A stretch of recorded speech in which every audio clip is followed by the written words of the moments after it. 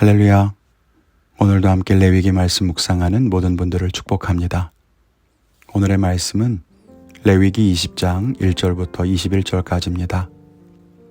여호와께서 모세에게 말씀하여 이르시되 너는 이스라엘 자손에게 또 이르라. 그가 이스라엘 자손이든지 이스라엘에 거류하는 거류민이든지 그의 자식을 몰렉에게 주면 반드시 죽이되 그 지방 사람이 돌로 칠 것이요 나도 그 사람에게 진노하여 그를 그의 백성 중에서 끊으리니 이는 그가 그의 자식을 몰렉에게 주어서 내 성소를 더럽히고 내 성호를 욕되게 하였음이라. 그가 그의 자식을 몰렉에게 주는 것을 그 지방 사람이 못 본 채 하고 그를 죽이지 아니하면 내가 그 사람과 그의 권속에게 진노하여 그와 그를 본받아 몰렉을 음란하게 섬기는 모든 사람을 그들의 백성 중에서 끊으리라. 접신한 자와 박수무당을 음란하게 따르는 자에게는 내가 진노하여 그를 그의 백성 중에서 끊으리니 너희는 스스로 깨끗하게 하여 거룩할지어다. 나는 너희의 하나님 여호와이니라. 너희는 내 규례를 지켜 행하라. 나는 너희를 거룩하게 하는 여호와이니라. 만일 누구든지 자기의 아버지나 어머니를 저주하는 자는 반드시 죽일지니 그가 자기의 아버지나 어머니를 저주하였은즉 그의 피가 자기에게로 돌아가리라. 누구든지 남의 아내와 간음하는 자, 곧 그의 이웃의 아내와 간음하는 자는 그 간부와 음부를 반드시 죽일지니라. 누구든지 그의 아버지의 아내와 동침하는 자는 그의 아버지의 하체를 범하였은즉 둘 다 반드시 죽일지니 그들의 피가 자기들에게로 돌아가리라. 누구든지 그의 며느리와 동침하거든 둘 다 반드시 죽일지니 그들이 가증한 일을 행하였음이라. 그들의 피가 자기들에게로 돌아가리라. 누구든지 여인과 동침하듯 남자와 동침하면 둘 다 가증한 일을 행함인즉 반드시 죽일지니 자기의 피가 자기에게로 돌아가리라. 누구든지 아내와 자기의 장모를 함께 데리고 살면 악행인즉 그와 그들을 함께 불사를 지니 이는 너희 중에 악행이 없게 하려 함이니라. 남자가 짐승과 교합하면 반드시 죽이고 너희는 그 짐승도 죽일 것이며 여자가 짐승에게 가까이하여 교합하면 너는 여자와 짐승을 죽이되 그들을 반드시 죽일지니 그들의 피가 자기들에게로 돌아가리라. 누구든지 그의 자매 곧 그의 아버지의 딸이나 그의 어머니의 딸을 데려다가 그 여자의 하체를 보고 여자는 그 남자의 하체를 보면 부끄러운 일이라. 그들의 민족 앞에서 그들이 끊어질지니 그가 자기의 자매의 하체를 범하였은즉 그가 그의 죄를 담당하리라. 누구든지 월경 중에 여인과 동침하여 그의 하체를 범하면 남자는 그 여인의 근원을 드러냈고 여인은 자기의 피 근원을 드러냈음인즉 둘 다 백성 중에서 끊어지리라. 내 이모나 고모의 하체를 범하지 말지니 이는 살부치의 하체인즉 그들이 그들의 죄를 담당하리라. 누구든지 그의 숙모와 동침하면 그의 숙부의 하체를 범함이니 그들은 그들의 죄를 담당하여 자식이 없이 죽으리라. 누구든지 그의 형제의 아내를 데리고 살면 더러운 일이라. 그가 그의 형제의 하체를 범함이니 그들에게 자식이 없으리라. 아멘. 오늘 말씀에 보면 앞에서 나왔던 율법이 반복되는 느낌을 줍니다.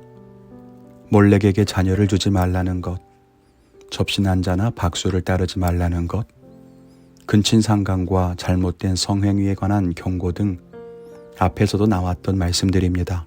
그런데 오늘 말씀은 그 율법의 끝에 무엇 한 자는 죽이라. 혹은 그들의 죄가 자기들에게 돌아갈 것이다. 그들이 그의 죄를 담당하리라와 같이 강력한 처벌이 뒤따르고 있습니다. 오늘 말씀을 함께 묵상하며 은혜를 나누기를 원합니다. 첫째는 죄에 대해서 단호한 태도를 가져야 한다는 것입니다. 우리는 죄를 범했을 때 사람이 그럴 수도 있지. 우린 약하니까. 누구나 실수할 수 있지. 그렇게 생각합니다. 물론 맞습니다. 그런데 실수할 수 있고 약할 수도 있지만 그렇다고 해서 죄를 짓는 것이 가볍게 치부될 문제는 아니라는 것을 알아야 합니다. 죄는 무서운 것입니다. 우리를 멸망시키고 하나님에게서 멀어지게 만들기 때문입니다. 죄에 대해서 공포감을 가지라는 말이 아니라 그만큼 죄에 대해서 단호하고 분명한 태도를 가져야 합니다. 하나님께서는 오늘 기록된 죄들에 대해서 그들을 죽일 것이라 혹은 백성 중에서 끊어질 것이라고 말씀하십니다. 이렇게까지 말씀하시는 이유가 뭘까요? 하나는 죄의 결과는 죽음이기 때문입니다. 죄를 지으면 죽일 것이다 라고 하니까 단순하게 죄를 지었다고 죽이나 그렇게 생각할 수 있지만, 죄를 지은 자는 하나님과의 관계가 끊어지고 이미 하나님에게서 멀어진 겁니다. 죄 자체가 이미 영적인 죽음입니다. 죄를 지었으니까 죽어 마땅하다 라고 하는 말뿐만 아니라 죄를 짓는다는 것은 이미 죽은 것과 같습니다. 그만큼 죄는 치명적이라고 하는 겁니다.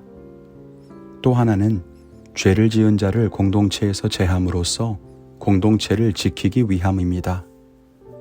한 사람의 죄로 인해 공동체에 죄가 남아있지 않도록, 죄와 부정이 다른 사람에게 옮겨지지 않도록 그렇게 하는 것이죠. 그만큼 죄에 대해서 단호하게 반응하는 것을 알 수 있습니다. 우리 성도님들이 이런 하나님의 마음을 알고 우리도 죄를 멀리하고 단호하게 선을 그을 수 있기를 바랍니다. 둘째는 그리스도의 대속의 은혜를 기억하라는 것입니다. 이렇게까지 죄를 단호하게 생각하시는 하나님이 죄를 지은 자는 반드시 죽일 것이다 라고까지 말씀하시는 그 하나님이 하나뿐인 아들에게 우리의 죄를 대신 지게 하셨습니다. 이것이 사랑이 아니면 무엇으로 설명할 수 있겠습니까? 그렇게까지 끔찍하게 싫어하시는 죄를 스스로 짊어지신 예수님의 마음을 무엇으로 설명할 수 있겠습니까? 하나님은 그의 사랑하는 자녀들에게 이렇게 끔찍히 싫어하는 죄를 남겨둘 수가 없었습니다. 그런 죄로 인해 더럽혀지는 것을 볼 수가 없었습니다. 그리고 무엇보다 그런 죄 때문에 죽는 것을 그냥 둘 수가 없어서 하나뿐인 아들에게 그 더러운 죄를 다 옮기시고 그를 죽게 하셨죠. 우리는 예수님의 그 죽음으로 인해서 오늘 이렇게 말씀을 보고 하나님을 예배할 수 있게 된 것입니다. 우리는 죄를 지은 자를 죽이라고 말씀하시는 하나님을 두려워하거나 폭력적이라고 생각할 것이 아니라 그 단호함으로 자기 아들을 죽이시고 우리를 살리신 그 사랑을 기억해야 합니다. 다 죽이라는 무서운 분노가 나를 향한 것이 아니라 예수님을 향했기 때문에 우리가 구원받았음을 기억하고 하나님의 은혜에 감사하는 우리 모두가 되기를 바랍니다. 오늘 저는 예수님의 은혜와 사랑에 대한 말씀을 찾아보고 다시 한번 묵상하고 암송하겠습니다. 여러분의 결단은 무엇입니까? 오늘도 믿음의 결단 안에서 주님과 동행하는 승리하는 삶을 사시기를 바랍니다. 감사합니다.